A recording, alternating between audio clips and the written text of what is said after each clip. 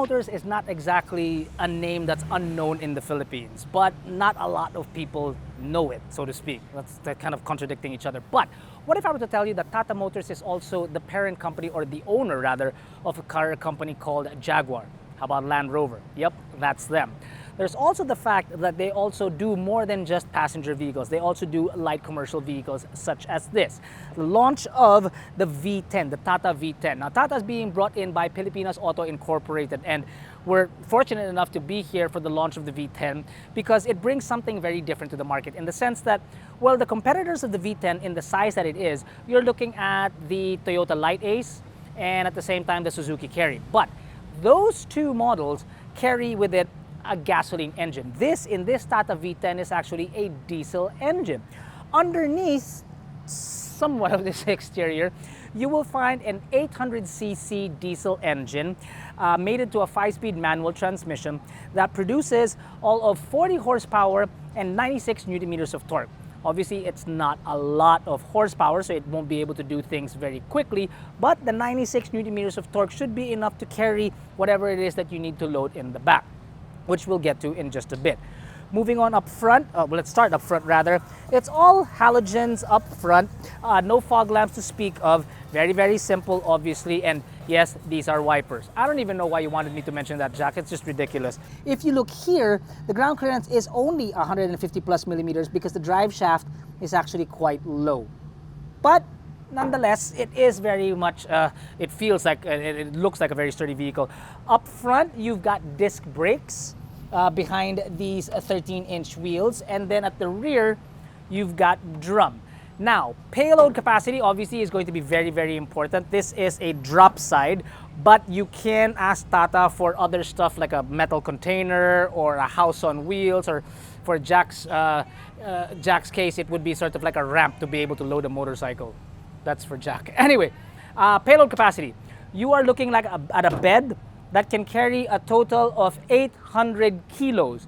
Now, to put that in perspective, 800 kilos is roughly about 16 to 17 bags of cement, or you're looking at 17 and a half cases of beer. I looked that up. Or, help me out, Jack, 16,000 samosas. I have no response to that, Jack. The things that your phone's history is probably really wild. Anyway, so yes, 16,000 samosas, as Jack pointed out, and the bags of cement that I mentioned on this drop side.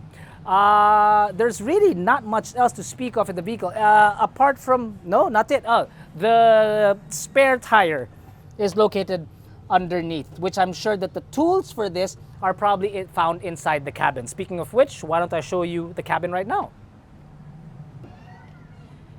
And it's a skip away to get inside the cabin.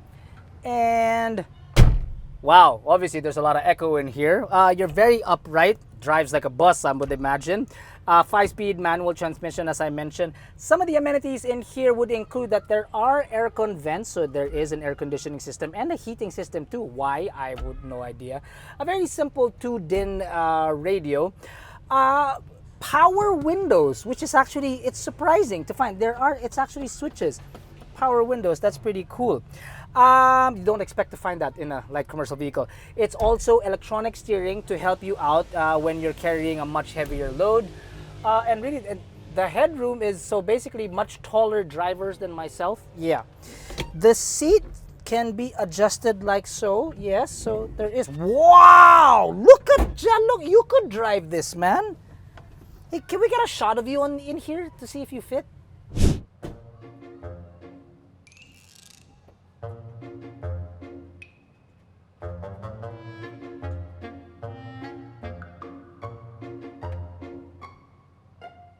Did I say electric steering? No, what I meant was hydraulic power steering. Anyway, okay, so that's a lot of space there.